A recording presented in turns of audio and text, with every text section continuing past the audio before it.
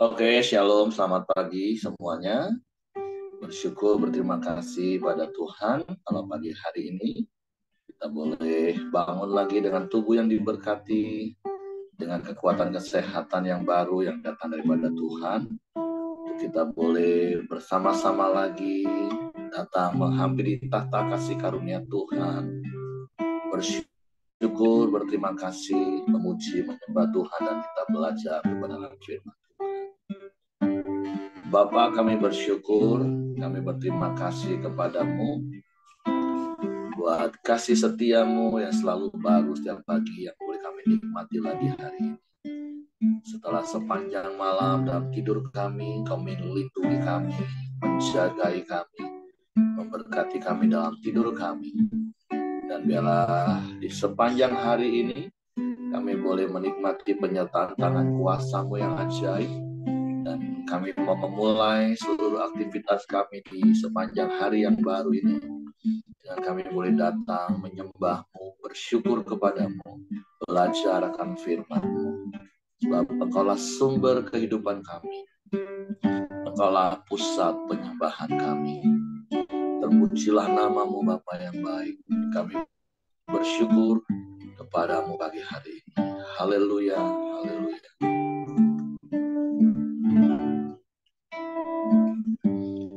Ku hidup karena anugerah-Mu, ku hidup karena kasih-Mu.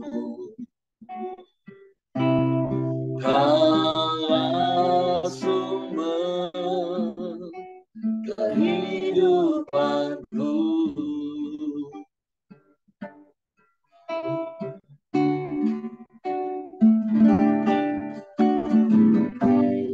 Ku hidup untuk menyembah-Mu. Ku hidup untuk menyenangkan-Mu. Kaulah pusat penyembahanku.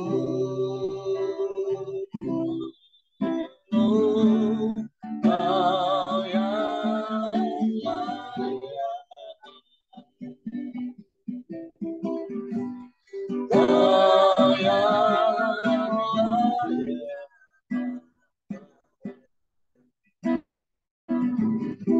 Kau layak disembah di dalam roh dan kebenaran.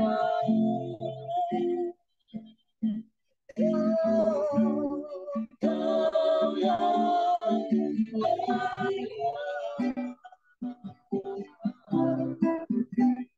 Kau yang layak,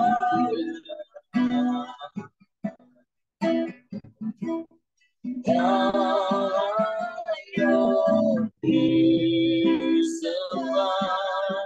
Ini kita untuk selamanya.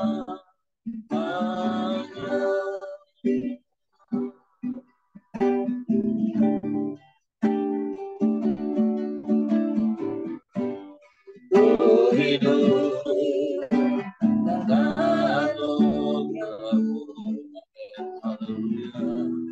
Ku hidup karena kasih-Mu.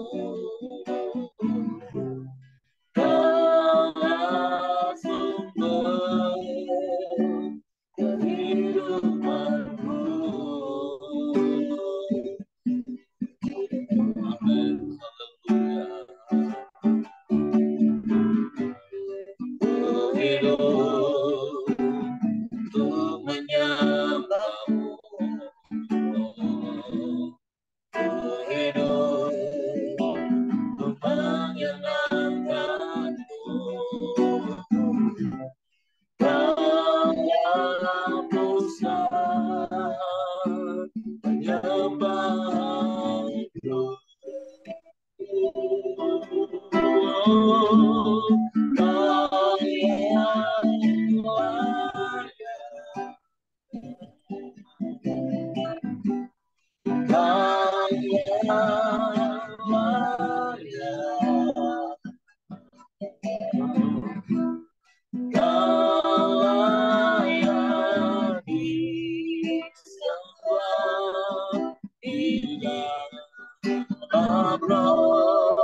dan kebenaran.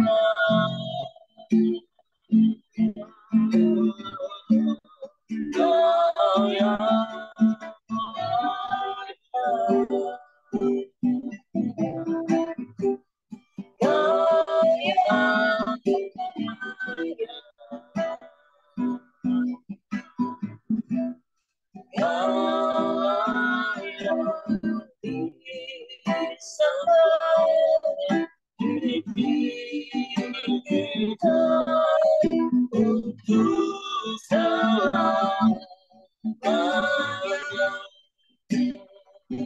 sungguh kau yang layak, kau yang layak, kau yang layak, kau layak disembah, tidak dan kebenaran.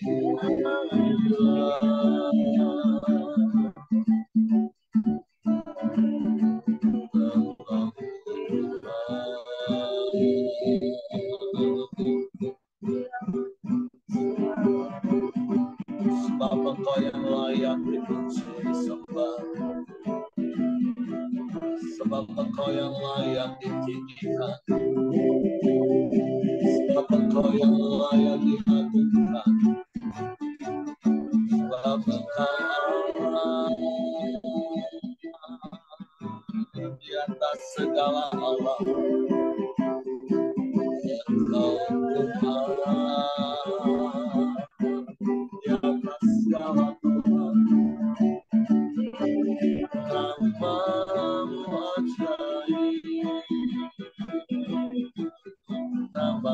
tinggi luhur,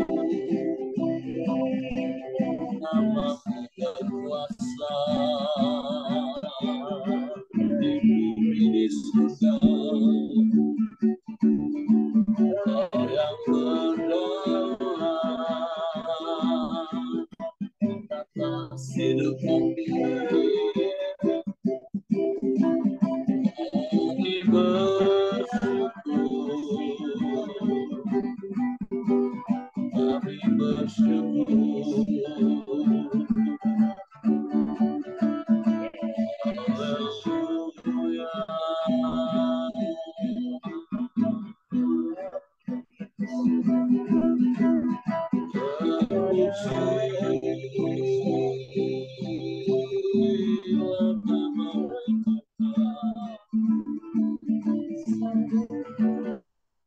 Haleluya.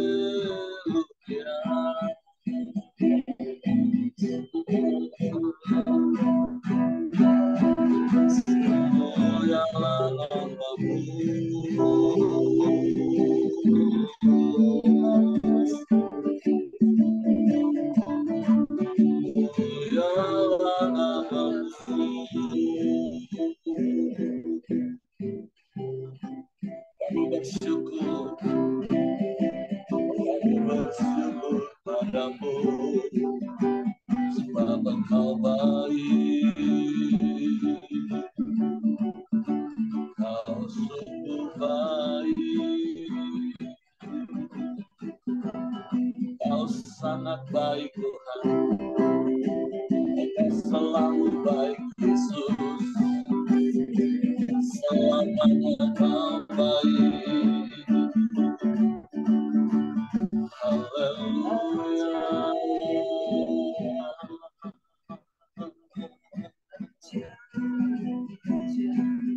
Haleluya, haleluya, haleluya, haleluya, haleluya. Kami puji, kami sembah, sebab nama-Mu ajaib, nama-Mu berkuasa, nama di atas segala nama. Yesus Tuhan, kami sembah,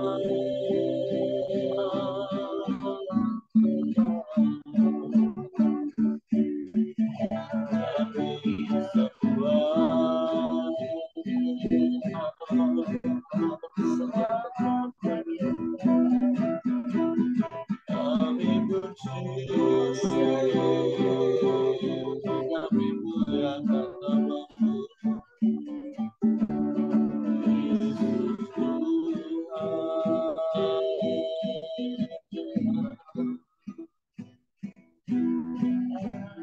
Haleluya, haleluya, haleluya, kami bersyukur, kami bersyukur, kami bersyukur.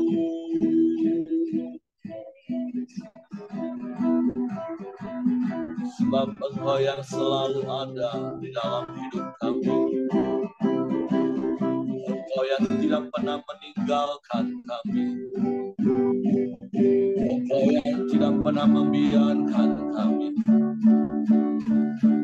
Engkau yang menolong kami.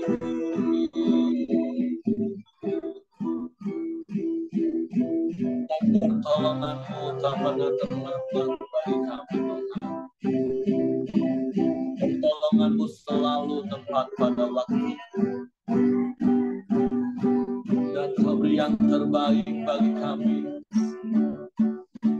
Kami bersyukur.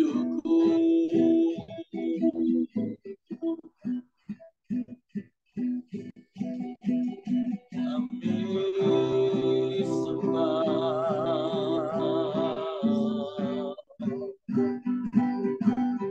Kami sembah.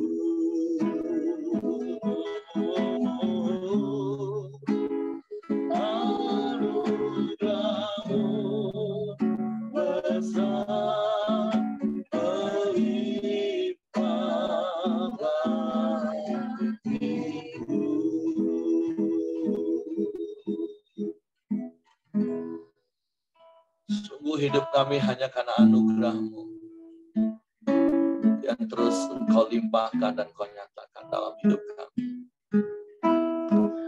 Engkau sumber kehidupan kami. Engkau selalu ada bersama dengan kami. Sebab itu kami bersyukur, kami berterima kasih kepada-Mu pagi hari ini. Dan kami mau terus hidup di dalam penyertaan-Mu yang ajaib. Kami mau terus hidup di dalam pemeliharaan-Mu yang sempurna. Kami mau terus tinggal di dalam perlindungan-Mu yang teguh. Sehingga hati kami tenang, Tuhan. Dan kami aman di dalam.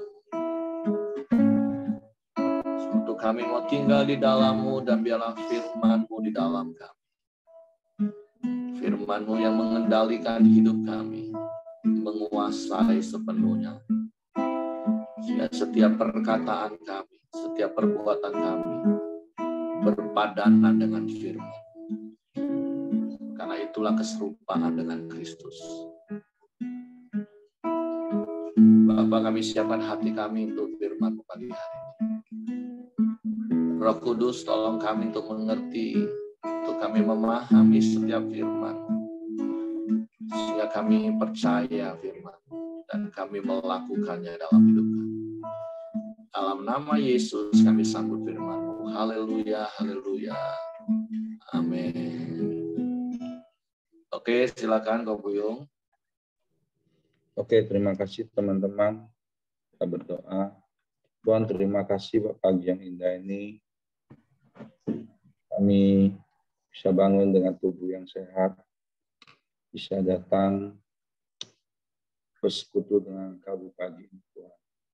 Bukakan hati setiap kami, juga hamba yang Kau percayakan untuk boleh sharing, beri hikmat Tuhan. Berbicaralah firman-Mu pagi ini Tuhan. Urapi setiap kami hanya di dalam nama Yesus. Amin. Terima kasih buat teman-teman. Saya begitu dijadwalkan hari Rabu, saya lihat di Kejadian 36 ini, saya lihat judul perikopnya tentang keturunan. Jadi saya baca berulang-ulang terus, makin baca makin bingung saya. Tapi saya diingatkan beberapa tahun yang lalu pada saat istri saya baca tentang keturunan-keturunan, dia berbicara dalam hatinya, untuk apa ini di Alkitab ditulis tentang keturunan. Tetapi Tuhan ingatkan dia dulu. Dia sharing sama saya waktu itu, Tuhan ingatkan dia, emang kamu mau keturunan kamu nggak jelas gitu loh, atau dihapus gitu loh. Jadi pada saat itu dia kaget gitu. Akhirnya dia kembali baca. Walaupun dia bilang bingung, ya akhirnya dia taat, dia tetap baca, dia tetap lanjutkan. Itu mengingatkan saya juga. Saya baca berulang-ulang di ayat 36 ini, judul perikopnya kan keturunan Esau, keturunan Seir, dan raja-raja Edom. Sampai 3 kali dibahas tentang keturunan ini. Jadi di sini saya dapat itu bahwa silsilah atau keturunan keluarga itu adalah sesuatu yang penting. Karena itu merupakan jejak ya. Jejak tentang jejak atau identitas setiap kita gitu loh. Dari mana kita berasal, dari mana kita dilahirkan. Oke, saya akan bacakan di Kejadian 36 dengan judul perikop. Yang pertama, keturunan Esau. Yang cukup panjang ya, sampai 43. Inilah keturunan Esau, yaitu Edom. Esau mengambil perempuan-perempuan Kanaan menjadi istrinya, yakni ada anak Elon orang Het, dan Oholibama anak-anak Zibeon orang Hewi, dan Basmat anak Ismail adik Nebayot. Adam melahirkan Elifas bagi Esau, dan Basmat melahirkan Rehuel, dan Oholibama melahirkan Yerus, Yaelam, dan Korah. Itulah anak-anak Esau yang lahir baginya di tanah Kanaan. Ayat 6, Esau membawa istri-istrinya, anak-anaknya lelaki dan perempuan, dan semua orang yang ada di rumahnya, ternaknya, segala hewannya, dan segala harta bendanya yang telah diperolehnya di tanah Kanaan. Lalu pergilah ia ke negeri lain, dan ia meninggalkan Yakub, adiknya itu. Sebab harta milik mereka terlalu banyak, sehingga mereka tidak dapat tinggal bersama-sama, dan negeri penumpangan mereka tidak dapat memuat mereka karena banyaknya ternak mereka itu. Maka menetaplah Esau di pegunungan Seir. Esau itulah Edom. Inilah keturunan Esau, bapak orang Edom, di pegunungan Seir. Nama anak-anaknya ialah Elifaz, anak Ada, istri Esau. Rehuel, anak Basmat, istri Esau. Anak-anak Elifaz ialah teman Omar, Zefo, Getam, dan Kenas. Timna adalah gundik Elifaz, anak Esau. Ia melahirkan Amalek bagi Elifaz. Itulah cucu-cucu Ada, istri Esau. Inilah anak-anak Rehuel, Nahat, Zerah, Siema, dan Miza. Itulah cucu-cucu Basmat, istri Esau. Inilah anak-anak Oholibama, istri Esau itu, anak Zebeon. Ia melahirkan bagi Esau Yeus, Yaelam, dan Korah. Inilah kepala-kepala kaum Bani Esau, keturunan Elifaz, anak sulung Esau, ialah kepala kaum Teman, kepala kaum Omar, kepala kaum Jefo, kepala kaum Kenas, kepala kaum Korah, kepala kaum Getam, dan kepala kaum Amalek. Itulah kepala-kepala kaum Elifaz di tanah Edom. Itulah keturunan Ada. Inilah keturunan Rehuel, anak Esau, kepala kaum Nahat, kepala kaum Zerah, kepala kaum Siema, dan kepala kaum Miza. Itulah kepala kaum Rehuel di tanah Edom.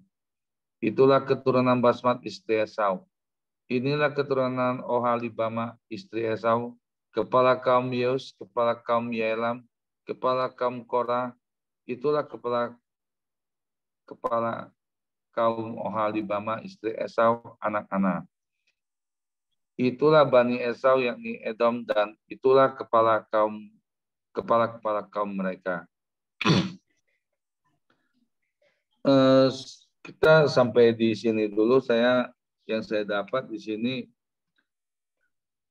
yang saya lihat, yang seperti saya sampaikan, memang membaca tentang silsilah keturunan keluarga di Alkitab ini sesuatu yang tidak menyenangkan dan menjenuhkan gitu. Sama waktu saya baca tentang yang hasta-hasta itu tentang tempat persembahan itu, saya juga bingung gitu. Ada berapa hasta. Pertama kali saya bingung sekali lah. Sampai saat ini saya juga tidak ngerti gitu. Sama dengan baca tentang silsilah.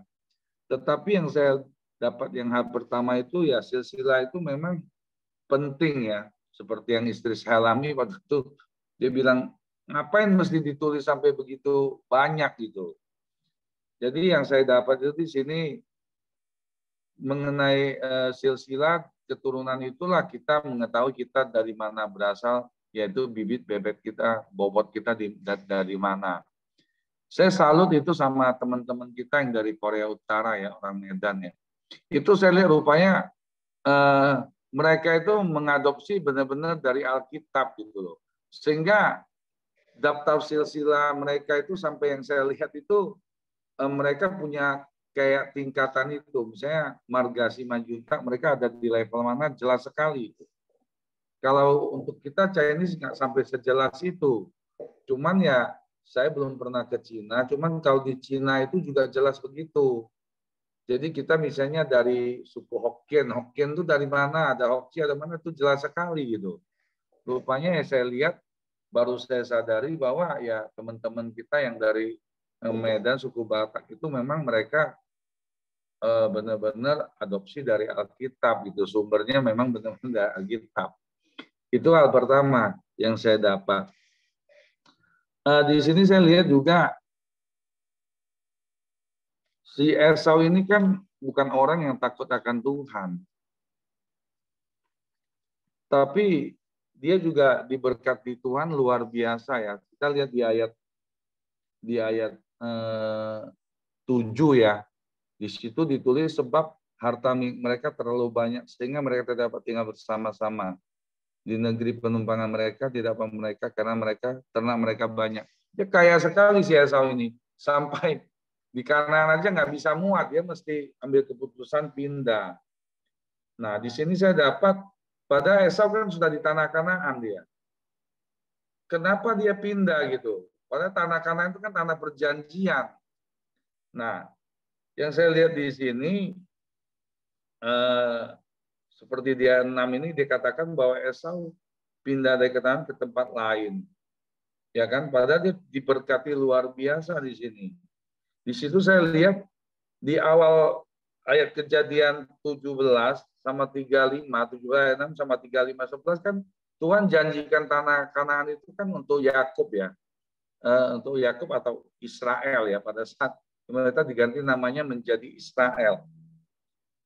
Disitulah saya lihat bahwa pada saat Esau mengambil keputusan untuk pindah dari tanah Kanaan, di situ kembali saya lihat bahwa Tuhan itu berjanji, Tuhan itu setia sama janjinya gitu. Yang seharusnya awal-awal kita lihat harusnya Esau sudah di sana kok dia pindah, ya kan? Awalnya Yakub yang dijanjikan kok Yakub mesti ke Mesir gitu, mesti keluar dari tanah Kanaan. Saya bingung juga kok terbalik gitu. Hal itu menyebabkan saya itu berpikir apa yang pernah saya alami pada saat ikut Tuhan, orang Kristen awal-awalnya berkata, wah kamu ikut Tuhan masuk neraka, masuk surga atau gimana pasti diberkati. Ya ini yang saya alami gitu loh. Beberapa waktu yang lalu saya juga mengalami hal yang sama, seolah-olah tidak lihat jalan gitu. Tapi pada saat saya mulai tetap berdoa dan berpegang sama janji Tuhan, baca Alkitab, ada satu kekuatan yang datang kepada saya. Dan hal itu saya alami dari tahun lalu ya, akhir tahun lalu, waktu saya ke Jakarta ya, pas ketemu Pak Acang, disitulah Tuhan mulai berbicara lewat Pak Acang kepada saya sama istri. Yang seolah-olah saya merasa janji Tuhan nggak tergenapi dalam hidup saya, kok semakin sulit gitu hidup saya. Sama seperti yang kita lihat di sini, janji Tuhan kan sebenarnya kan untuk bangsa Israel. Tetapi kok bisa Esau yang di Kanaan, tapi ya di ayat 36 ayat 8 inilah bahwa Esau keluar sendiri gitu loh dari tanah perjanjian. Disitulah digenapi firman Tuhan. Itu hal pertama yang saya dapat. Nah, kita lanjut di keturunan Ser. Inilah anak-anak Ser, orang Hori, penduduk negeri itu, Lotan, Shebal, Zibeon, Ana, Dision, Ezer, Disian. Itulah kepala kaum orang Hori, anak-anak Ser di tanah Edom. Anak-anak Lotan ialah Hori dan Heman. Dan saudara perempuan Lotan ialah Timna. Inilah anak-anak Shebal, Alwan, Manahat, Ebal, Shefo, dan Onam. Inilah anak-anak Zibeon, Ayah, dan Ana. Inilah yang menemui mata-mata air panas di padang gurun ketika dia sedang menggembalakan keledai Zibeon ayahnya itu. Inilah anak-anak Ana, Dishon dan Oholibamah, anak perempuan Ana. Inilah anak-anak Dishon, Hemdam, Esiban, Yitran, dan Keran. Inilah anak-anak Ezer, Bilhan, Zawan, dan Akan. Inilah anak-anak Disyan, Us, dan Aran. Itulah kepala-kepala kaum orang Hori. Kepala kaum Lotan, kepala kaum Syobal, kepala kaum Zibeon, kepala kaum Ana, kepala kaum Dison, kepala kaum Ezer, dan kepala kaum Disan. Itulah kepala kaum Hori dan kaum demi kaum di tanah Seir. Raja-raja Edom. Inilah raja-raja yang memerintah di tanah Edom sebelum ada seorang raja memerintah atas orang Israel. Di Edom yang memerintah ialah Bela bin Beor dan kotanya bernama Dinhaba. Setelah Bela mati, Yobab bin Zera dari Bozra menjadi raja menggantikan dia. Setelah Yobab mati, Husyam dari negeri orang teman menjadi raja menggantikan dia. Setelah Husyam mati, Hadad bin Bedad menjadi raja menggantikan dia. Dialah yang memukul kalah orang Midian di daerah Moab dan kotanya bernama Awib. Setelah Hadad mati, Samla dan Masreka menjadi raja menggantikan dia. Setelah Samla mati, Saul dari Rehoboth yang di pinggir sungai menjadi raja menggantikan dia. Setelah Saul mati, Balhanam bin Akbor menjadi raja menggantikan dia. Setelah Balhanam bin Akbor mati, Hadar menjadi raja menggantikan dia. Kota Pahu dan istrinya bernama Mehetabel binti Matred binti Mehazab. Inilah nama kepala-kepala kaum Esau menurut kaum dan tempat mereka dengan nama mereka masing-masing. Kepala kaum Dimna, kepala kaum Alwa, kepala kaum Yetet, kepala kaum Oholibama, kepala kaum Ela, kepala kaum Pinom, kepala kaum Kehas, kepala kaum Teman, kepala kaum Mizar, kepala kaum Magdel, dan kepala kaum Iram. Itulah kepala-kepala kaum Edom menurut tempat kediaman mereka di tanah milik mereka. Edom ialah Esau, bapak orang Edom. Nah, sampai di situ kita baca yang saya dapat itu untuk hal ini pada saat kita merasa saya merasa jalan itu buntu, tapi pada saat saya sama istri pulang dari ngobrol sama Pak Cang sama Ibu Sunlan, kita pulang, kita bersepakat, kita terus berdoa bersatu hati. Jalan itu mulai Tuhan buka gitu.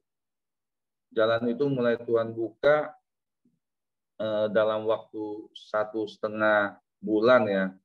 Apa yang saya sama istri doakan itu Tuhan jawab gitu.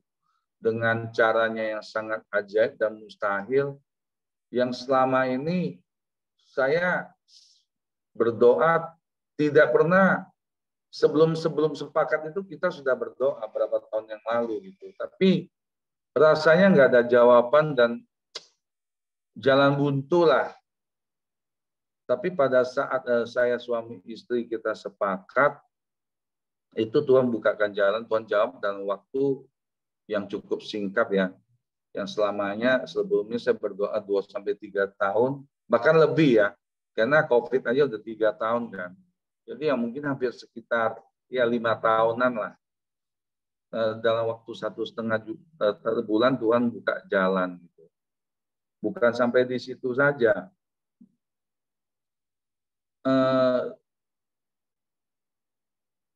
Bukan sampai di situ saja. Jadi terus Tuhan bukakan jalan sampai satu titik saya merasa Tuhan itu luar biasa ya menjawab doa-doa saya. Tetapi yang perlu teman-teman ingat yang saya alami itu waktunya kita bukan waktunya Tuhan gitu.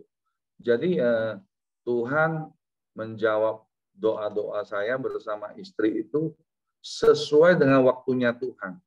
Nah, yang saya alami itu atau kadang juga sharing sama teman-teman, kita ini selalu memaksakan waktunya Tuhan sama dengan waktunya kita gitu.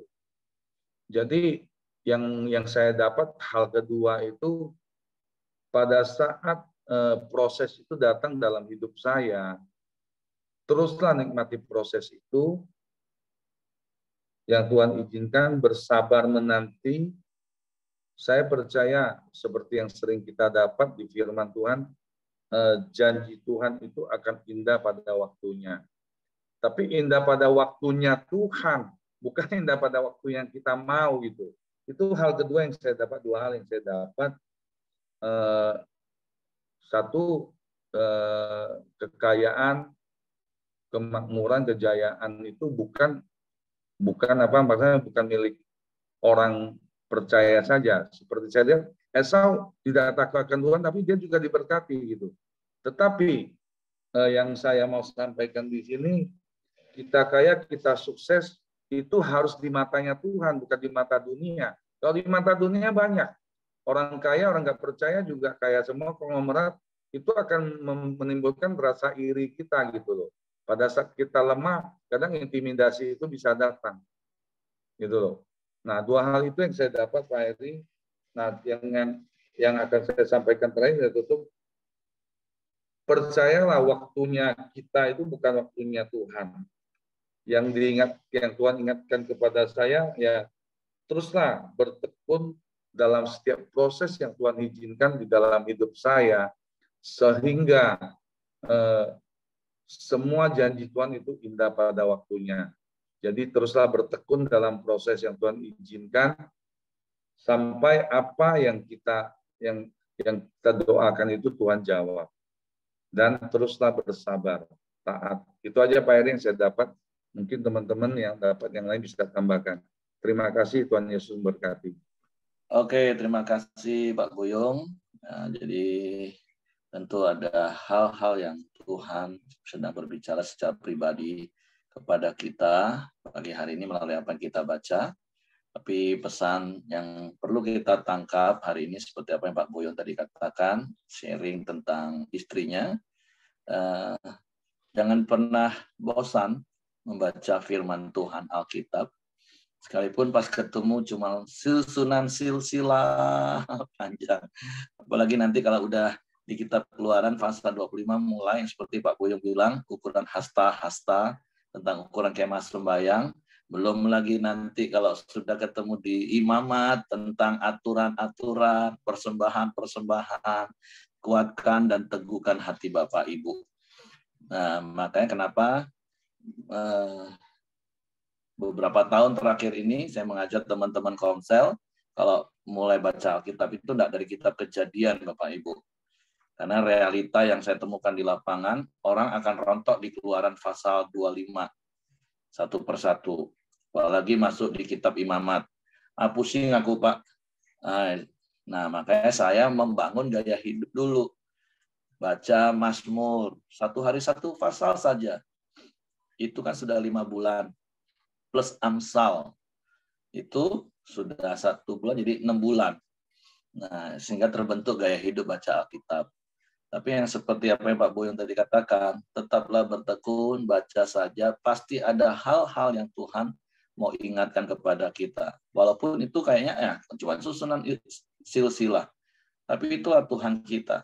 Dia Tuhan yang detil. Dia Tuhan yang cermat. Sampai silsilah generasi ke generasi itu perlu diketahui. Karena memang kan ada bukan istilah ya, tapi bangsa yang besar itu yang bangsa yang menghargai orang-orang yang di sebelumnya yang berjasa dalam hidup mereka, pahlawan-pahlawan mereka. Ya, orang tua kita, kakek kita, buyut kita itu adalah pahlawan bagi kita. Karena kita ada ya karena mereka pernah ada. Kalau mereka nggak ada ya kita juga nggak ada. Jadi hargailah setiap generasi yang ada di atas kita, bahkan ajarkan nilai-nilai kebenaran terus-menerus kepada generasi di bawah kita. Nah, jadi tentu ada banyak hal yang kita bisa belajar dan tentu nasihatnya jangan bosan dan jangan berhenti baca firman Tuhan kalau ketemu pasal-pasal seperti ini. Hanya silsilah seperti itu. Sehingga seperti apa yang dialami oleh Ceyali tadi ya, istrinya Pak Buyung. Nah, tentu ada hal lain juga ketika yang seperti Pak Buyung bilang tadi, ketika Esau akhirnya mengambil keputusan rela berkorban, meninggalkan Yakub dan seluruh hartanya, karena memang alasannya sangat masuk akal, karena tidak mungkin mereka hidup di dalam satu lokasi yang sama, dengan harta yang sangat banyak, nanti bisa saja para gembala yang menggembalakan ternak mereka bisa berantem, mereka bisa berebut sumur, karena itu adalah hal yang penting. Nah, di sini kita juga belajar lagi dari kebesaran hati Esau, seorang kakak. Kalau di awal-awal kan kita lihat kayaknya Esau ini pribadi yang, pemarah, agak berpikir pendek. Tapi kita belajar juga bahwa Esau juga bukan orang yang pendendam. Walaupun dia pernah ingin punya rencana membunuh Yakub adiknya, tapi ketika Tuhan turut bekerja di dalam rekonsiliasi mereka, Esau adalah seorang pengampun, pemaaf.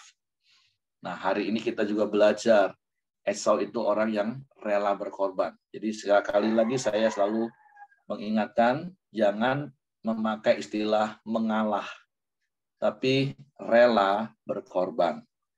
Karena kalau mengalah itu pasti karena terpaksa atau karena dipaksa.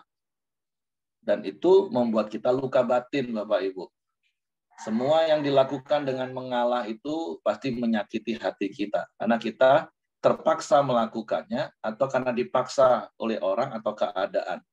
Jadi sekali lagi berkali-kali saya katakan, buang kata mengalah, ganti dengan sikap hati yang benar seperti yang Yesus ajarkan, yaitu rela berkorban. Nah, kita belajar dari Esau hari ini, dia rela berkorban. Walaupun tentu kita tahu di balik itu karena Tuhan juga intervensi, karena memang seperti Pak Boyo tadi katakan, tanah Kanaan itu kan memang sudah dijanjikan Tuhan untuk Abraham, Ishak, dan Yakub atau Israel.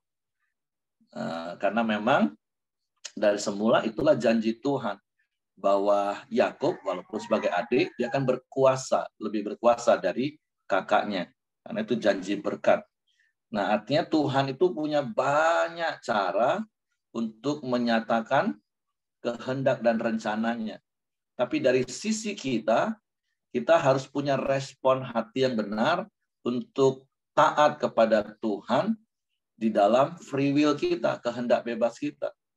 Seperti Esau, harusnya Esau yang punya hak dia tinggal di situ. Kan Yakub yang datang pulang kampung dengan membawa segala ternaknya. Tapi Esau rela berkorban. Esau tentu atas turut campur tangan Tuhan. Tapi respon hati Esau benar, itu rela berkorban sehingga Esau pergi ke pegunungan Seir. Sehingga digenapilah janji firman Tuhan terhadap hidup Yakub atau Israel yang namanya sudah diganti. Bahwa tanah Kanaan itu adalah untuk dia dan keturunannya. Itulah tanah perjanjian.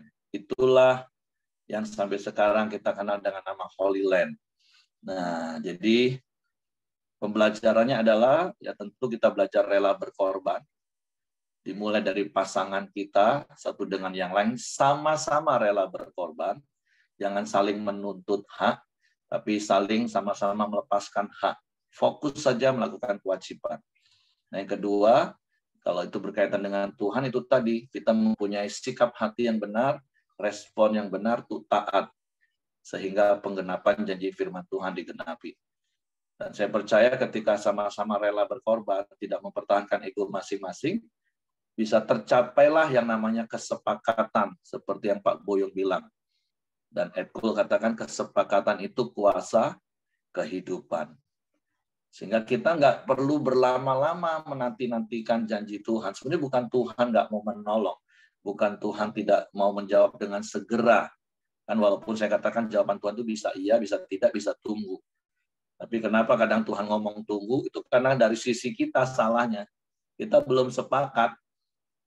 Karena kalau Tuhan beri apa yang kita minta di dalam ketidaksepakatan, nanti kalau ada apa-apa saling nyalakan dan ujungnya Tuhan pula yang disalahkan, kan? Nah, makanya betapa pentingnya kata sepakat itu, sehingga apapun yang akan kita hadapi, dan kita pasti akan tetap jalan bersama-sama. Dan gimana bisa sepakat? Rela berkorban. Oke, itu saja mungkin yang ingin saya tambahkan, karena waktu juga. Mungkin ada yang mau tambahkan, boleh. Kalau tidak ada, saya serahkan kepada Hengki.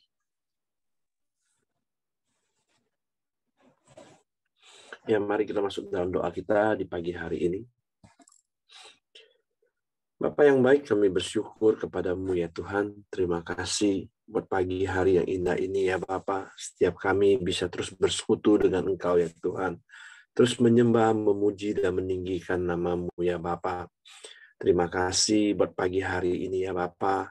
Biarlah kami terus berpegang pada janji kebenaran firman-Mu ya Bapa. Dan juga kami juga akan hidup benar di mata-Mu ya Bapa.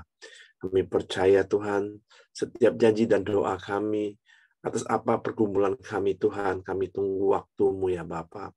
Kami percaya Engkau akan menepati setiap janji-janji kebenaran firman-Mu ya Bapa. Dan juga kami terus akan berjalan sesuai dengan kehendak-Mu ya Tuhan. Melakukan apa yang Engkau telah firmankan ya Bapa. Terima kasih buat Ko Buyung yang telah menyampaikan kebenaran firman-Mu. Bila Tuhan terus memberkati Ko Buyung ya Bapa. Tuhan pakai lebih lagi ya Tuhan. Dan juga Tuhan berikan dia kesehatan, kekuatan, dan perlindungan. Istri dan juga anak-anaknya dimanapun mereka berada ya Bapa. Tuhan juga berkati, Tuhan juga menyertai ya Tuhan. Terima kasih ya Tuhan, kami serahkan keluarga Ko Buyung ke bawah tangan kuasa-Mu. Dan juga setiap kami yang hadir di pagi hari ini juga ya Bapa. Bahkan istri, suami, anak-anak kami, bahkan menantu dan cucu kami semua Tuhan. Bahkan juga orang tua kami ya Bapa. Kami serahkan ke bawah tangan kuasa-Mu, biarlah Tuhan yang terus pelihara orang-orang yang kami sayangi ya Bapa. Orang-orang yang kami kasihi ya Tuhan. Tuhan lindungin, Tuhan jagain, dan juga Tuhan berikan kesehatan, kekuatan yang terbaik ya Bapa. Terima kasih buat setiap kami yang telah hadir di pagi hari ini. Tuhan juga terus memberkati usaha pekerjaan kami. Apapun yang dilakukan oleh tangan-tangan kami, Tuhan berhasil. Terima kasih ya Tuhan. Di pagi hari ini juga kami terus berdoa buat bangsa dan negara kami Indonesia. Tuhan terus berkati bangsa ini ya Bapa. Tuhan terus memberikan damai sejahtera-Mu, sukacita-Mu atas bangsa ini ya Tuhan. Tuhan juga memberkati pemerintahan yang ada. Biarlah pemerintahan ini boleh berjalan dengan baik ya Tuhan. Terus untuk membangun bangsa kami Indonesia ini ya Bapak. Terima kasih ya Tuhan, kami serahkan bangsa Indonesia dan juga pemerintahan yang ada ke bawah tangan kuasa-Mu. Mari kita masuk dalam doa Bapa kami. Bapa kami yang di surga, dikuduskanlah nama-Mu, datanglah kerajaan-Mu. Jadilah kehendak-Mu di bumi seperti di surga. Berikanlah kami pada hari ini makanan kami yang secukupnya, dan ampuni kami akan kesalahan kami seperti kami juga mengampuni orang yang bersalah kepada kami. Dan janganlah membawa kami ke dalam pencobaan, tapi lepaskanlah kami daripada yang jahat. Karena Engkau yang punya kerajaan dan kuasa dan kemuliaan sampai selama-lamanya. Amin. Ko Buyung, silakan tutup dalam doa. Tuhan, terima kasih buat pagi ini. Kami sudah mendengarkan sebagian daripada firman-Mu yang mengingatkan setiap kami untuk rela berkorban, Tuhan. Terutama untuk pasangan kami, Tuhan. Kami, suami istri, karyawan, anak-anak, orang yang ada di lingkungan kami, Tuhan. Kami terus mau belajar rela berkorban untuk mereka. Orang yang ada di sekeliling kami, ya Tuhan. Terus belajar respon benar. Terus kami bersabar menanti waktu-Mu, menanti janji-Mu dalam setiap kehidupan kami. Jika sebentar kami memulai aktivitas kami, Tuhan, Engkau boleh menyertai Tuhan. Tutup bungkus kami dengan kuasa darah-Mu. Apapun yang kami lakukan dari pagi hingga malam, Engkau menyertai kami. Beri kami hati untuk ada satu kerelaan ya Tuhan. Juga beri kami waktu hati untuk boleh bersabar menanti janji-Mu Tuhan. Terima kasih Bapak. Berkati rekan kami yang hadir dan juga tidak hadir pada pagi ini juga boleh mendapatkan berkat yang sama. Berkati juga setiap karyawan kami ya Bapak. Supplier kami, siapapun yang berhubungan usaha pekerjaan dengan kami, Engkau berkati, Engkau tutup bungkus. Terima kasih Bapak, hanya di dalam nama Yesus kami mengucap syukur dan berdoa. Amin. Oke, semangat pagi, selamat beraktivitas, Tuhan memberkati.